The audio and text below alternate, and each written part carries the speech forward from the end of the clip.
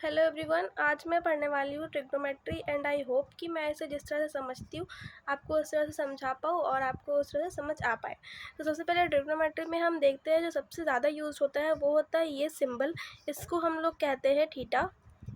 और थीटा की वैल्यू हम अलग अलग करके फाइंड करते हैं इस ट्रिग्नोमेट्री के अंदर।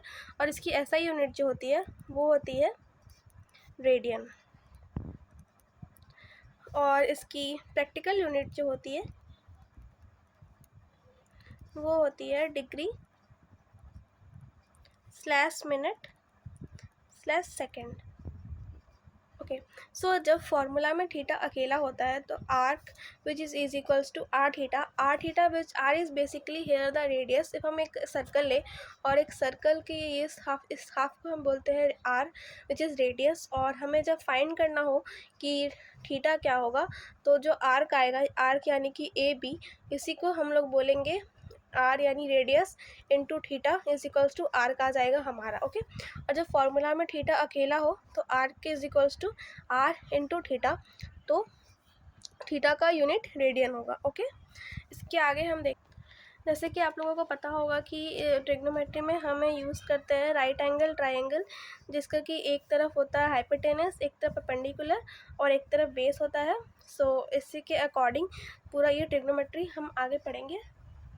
The most important thing trigonometry के लिए इज़ द ट्रिग्नोमेट्रिक वैल्यूज़, जो मुझे याद बिल्कुल नहीं होती है बट मैंने इससे एक तरीके से याद किया है जो मैं आप लोगों को बताती हूँ।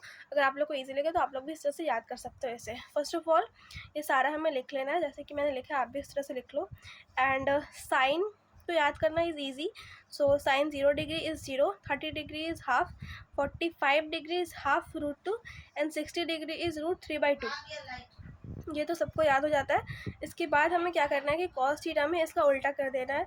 जो 60 पे था वो 0 पे आ जाएगा और जो 45 पे था वो 45 पे ही रहेगा और जो 30 पे था वो इस पे आ जाएगा।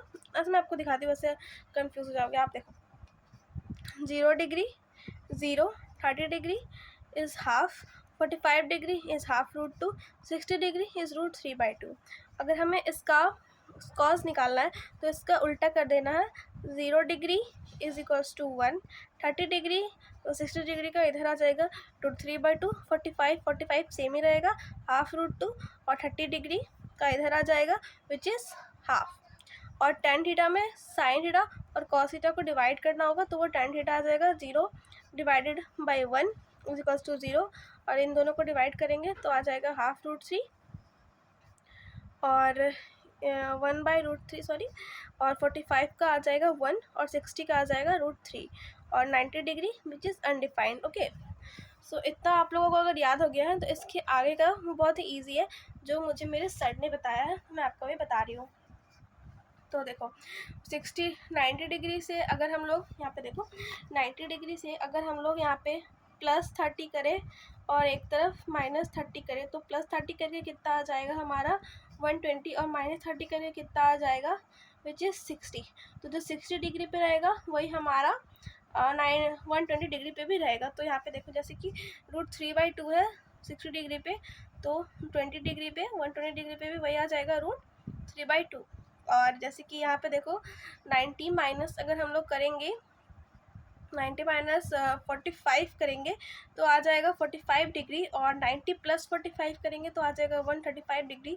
तो इन दोनों का भी सेम होगा, इसका आ रहा है हाफ रूट 2 तो इसका भी क्या आ गया हाफ रूट 2। और वैसे ही आप देख लो सारा सेम है, उस तरह से आप खुद इसको करके देखो आपको भी समझ आ जाएगा और ये इजी भी लगेगा आपको इस तरह से याद करना।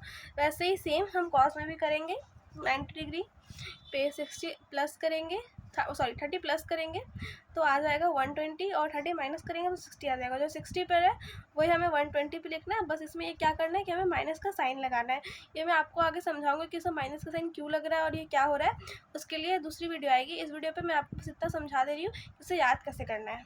उसके बाद फिर सेम उसी तरह हो रहा है +45 डिग्री पे 135 पे जो रहेगा, मतलब 135 पे हाफ रूट 2 है, बस इसमें माइनस लगा देंगे क्योंकि -45 पे क्या है हाफ रूट 2 है। ठीक है, उसके बाद सेम ही 10 में भी उसी तरह करना है देखो जैसे कि +30 डिग्री जैसे 120 डिग्री, -30 डिग्री, 60 डिग्री, उस पर जो है वो भी इस पर सेम रहेगा, बस इस पर यहाँ पे माइनस नहीं आएगा, और इसमें 45 डिग्री का माइनस और प्लस करने पर जो सेम यहाँ पे रहेगा बस इसे इस तरफ माइनस हो जाएगा। ओके, तो आई होप आपको ये तो समझ आ गया होगा। और ये सब जो नीचे का डेफिनेशंस लिखी है मैं आपको बाद में समझा दूँगी, क्योंकि इसके लिए हमें एक ग्राफ बनाना पड़ेगा और वो मैं आपको समझा दूँगी। अगर आप वो समझना चाहते हैं तो उसके लिए आपको पहले ये समझना पड़ेगा, ये आपको आई थिंक आपको ये आता होगा, ऐड शुगर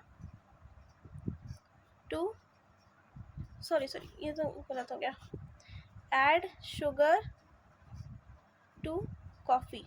ये हमारा, अगर आपको ये पता होगा तो मैं इसे आपको कल की वीडियो में एक्सप्लेन कर दूँगी, नहीं पता होगा तो वो अलग बात है, तो आप मुझे कमेंट कर देना, वरना आई थिंक मोस्टली लोगों को ये पता होगा। ओके, सो इतना आज के लिए इतना ही करते हैं। आप लोग इसको याद करना, अगर आपको कोई प्रॉब्लम हो इसे याद करने में तो आप मुझे नीचे कमेंट कर देना और फिर मैं आपको बता दूँगी। आज के लिए इतना ही करते हैं। मैं छोटी छोटी वीडियोज़ लाऊँगी जो कि आपको बोरिंग ना लगे और आप इज़िली समझ पाओ। Thank you.